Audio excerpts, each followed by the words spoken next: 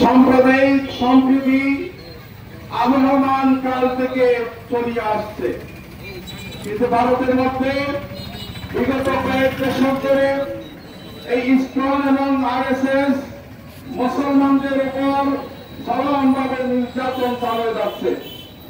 বিশেষ করে তাদের একটি প্র্যাকটিস হচ্ছে, তারা লাভ জেহাদের নামে মুসলমানদের মেয়েদের প্রেমের সম্পর্কে জড়িয়ে তাদেরকে লাঞ্ছিত করে এবং টার্গেট করে তাদেরকে তাদের মুসলমানদের অস্তিত্বকে বিনষ্ট করার জন্য চক্রান্ত করে যাচ্ছে। এভাবে তাদের বিভিন্ন পদক্ষেপের মাধ্যমে ভারতে যেমন তারা মুসলমানদের উপর নির্যাতন চালিয়ে যাচ্ছে, ঠিক একই কায়দায় একই নকশায় বাংলাদেশের মধ্যেও 2010 সালের পর থেকে এই ইসকন সংগঠন তাদের অপতৎপরতা চালিয়ে যাচ্ছে। উগ্রবাদী বিজেপি এই সরকারের কাছে তারা নির্যাতনের শিকার। আজকে ভারতের সংখ্যালঘু মুসলমানদের কোন অধিকার নাই।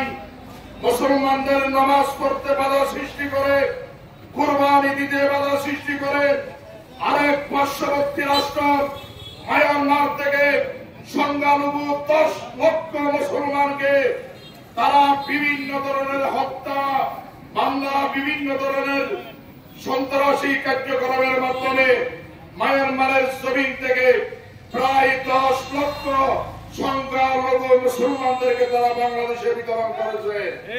আমরা দেখতে পাচ্ছি আজকে আমাদের বাংলাদেশে হিন্দু, বৌদ্ধ, খ্রিস্টান সকল সম্প্রদায়ের সংখ্যালঘু ভাইয়েরা মায়ের কুলে যেরকম নিরাপদ, তারা বাংলাদেশেও সেরকম নিরাপদ। বাংলার জমিনে দিন দুপুরে যাদের মাধ্যমে মানুষ ন্যায় নীতির আশ্রয় নেই, যাদের মাধ্যমে দেশের মানুষ ন্যায় বিচার পাওয়ার জন্য যাদের দ্বারস্থ হয়, সেই ন্যায় বিচার করতে যারা দাঁড়িয়ে কোর্টের মধ্যে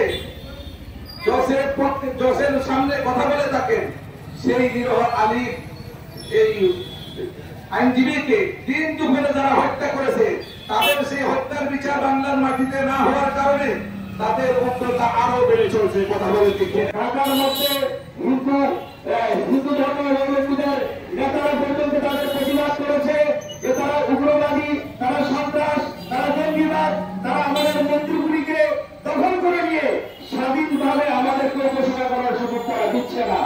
ইসকনের বিরুদ্ধে রাজপথে নামা হবে দেখতে সংগ্রামী সাথী বন্ধুগণ, আপনারা দেখেছেন গতকালকে একজন প্রশাসনের করেছেন 3 দাসকে গ্রেপ্তার করার পর থেকে প্রশাসনের সেই লোক তার মেয়েকে স্কুলে দিতে ভয় পাচ্ছেন। বিভিন্ন ভাবে তাকে ট্যাক্সের মাধ্যমে হুমকি ধুমকি দেওয়া হচ্ছে। একটা প্রশাসন যদি নিরাপত্তাহীনতায় ভুগে তাহলে বাংলাদেশের জনগণ এই সন্ত্রাসী দ্বারা কি পরিমাণ নির্যাতিত এটাই প্রমাণ করে দেখে না। বাংলাদেশের ইসকন নামক জঙ্গি সংগঠন ভারতের বজরং দল এবং আরএসএস দলের সার্বিক সহযোগিতায় ইসকন বাংলাদেশের 18 কোটি জনতাকে বিগত 15 থেকে 16 বছর পর্যন্ত লেডি ফেরাউন নামে খ্যাত খুনি হাসিনার মাধ্যমে গুম, খুন, হত্যা, ধর্ষণ সহ এমন কোন বর্বরচিত নারকীয় তাণ্ডব বাকি নেই যা এই দেশের জনগণের উপর পরিচালনা করে নাই। ঠিক না বেঠি?